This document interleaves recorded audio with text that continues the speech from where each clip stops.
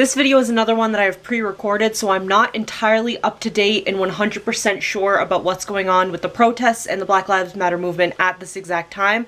I know that we are still fighting, but I just don't know the fine details, so please keep checking out the link in my description as well as the links to my Twitter and Tumblr. That way we can all stay up to date. The more information that shows up, I try to reblog and retweet as much as possible. Everybody can stay up to date all together, but keep checking out those links. Don't stop anytime soon. Hello Friendzies, welcome back to my channel. Let's talk about how my life is Resident Evil 7. That's super dramatic. It literally is like one tiny thing, but it's scary. It's freaky. We're gonna talk about it. So Resident Evil 7 came out, what, 2016, 2017? I don't know the exact details of it. All I know is that I've seen the Markiplier, like, playthrough so many times that I can, if I'm, like, really tired but can't, like, sleep because I have insomnia, if I play that playthrough, just put the playlist on, I can fall asleep to it. So, and the part of that that's funny to me is I am not like a horror person. I do not like horror movies. I do not like video games that are really scary. Like watching the playthroughs of Outlast 2 makes me want to throw up. I hate that stuff. But for some reason Resident Evil 7, as scary as it was the first time I saw it, like it really did spook me. I can just fall asleep to it. So there we go. Now, Resident Evil 7, if you don't have any idea, is a horror video game. It is in the Resident Evil franchise, and the only difference of it to the other games is that it kind of follows a different plot line. It doesn't stay in the same town. It doesn't have the same characters. I believe the developers of the game said it was in kind of a pocket universe, and it opens up a lot of doors for like the Resident Evil franchise going forward. Instead of doing game remakes, which they have been doing, they have more room to kind of explore what happened in Resident Evil 7. And the whole point of Resident Evil 7 is that it's a family in Louisiana, like a marsh, a bog in Louisiana, and it's a guy looking for his wife that has been missing for 3 years. His name is Ethan, his wife's name is Mia, and he finds a family that is infected, and there's a lot going on. I don't want to spoil it too much just in case you guys want to play it, or for some reason you haven't seen it yet. But that is kind of the premise, and you're fighting the family. Now, the father's name is Jack Baker, and he is very, like, Southern man. He's, like, the big bad for a good chunk of the game. And then his wife's name is Marguerite, and she's really fucking creepy. She's, like, a cook.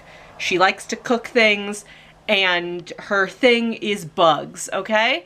They're really creepy. I'm gonna put a picture on the screen right now. Look at this picture. Look at Jack and Marguerite Baker, right? Now this picture is before they are infected with the disease thing that is involved with Resident Evil 7, because again, if you don't know, the Resident Evil series keeps going around like infections of types, okay? You still looking at this picture? Okay, cool, cool, cool. So, I have seen, again, this playthrough multiple times, and, you know, I have lived in the house that I live in for 17 years at this point, so, okay. The pictures that have been around the house while they have moved locations have still been in the house for about 17 years. There's a picture of my mom and dad. Very cute picture. It's from like maybe the second or first year we've lived, like that we lived in this house. Super cute. And where we sit at the kitchen table is I sit here, my mom sits across from me, and behind her is like our big kitchen hutch that we put a lot of our decorations on, and like where she used to have fancy plates. And the picture was like on the shelf right above her head to the left. Wasn't even watching the playthrough on my phone, because, you know, sometimes you sit at the kitchen table and you have lunch or whatever. I'm a millennial, so if I'm not, like, watching or listening to something when I'm eating food, like, I can't have food unless, like, and, like, if I'm not talking to another person, because I can't eat. I just fucking can't function. You will understand if you're a millennial. I wasn't even watching it. I remember, like, specifically, I wasn't even watching it. It wasn't even anywhere near October, and I'm talking to my mom, and I look up and look to the left, and I see the picture in question, and I lost my damn mind because I'm gonna put the picture up for you right now. Does this look a little familiar to you? This is my mom and my dad. This is not Jack and Marguerite Baker. But take a look at this picture. Really study it for a second. Now let me put the pictures together. Boom.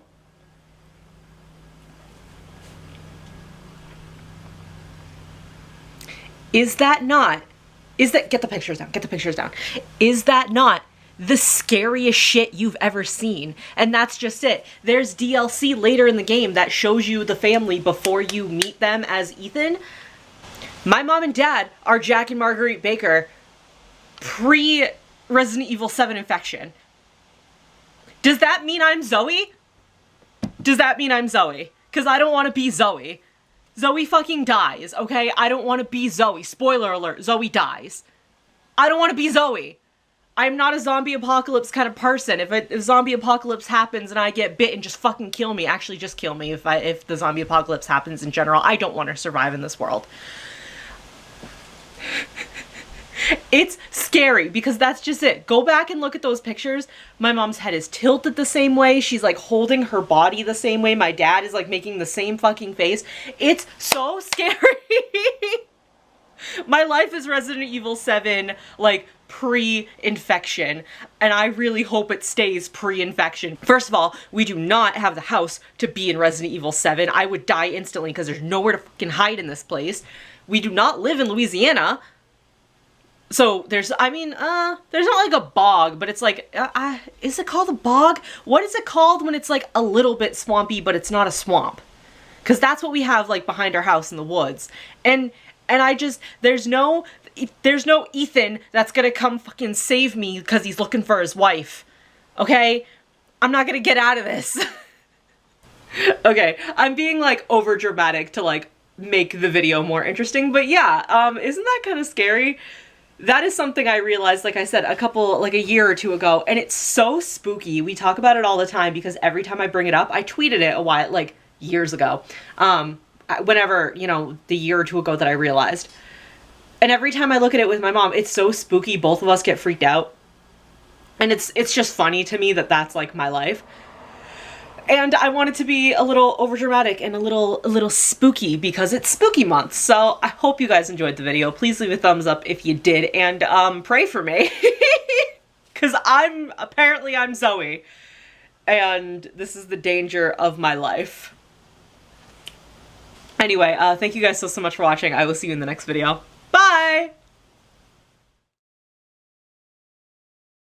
How many times did I like whip my hair around? But like, look at it like this. Call me Lion Daddy, please.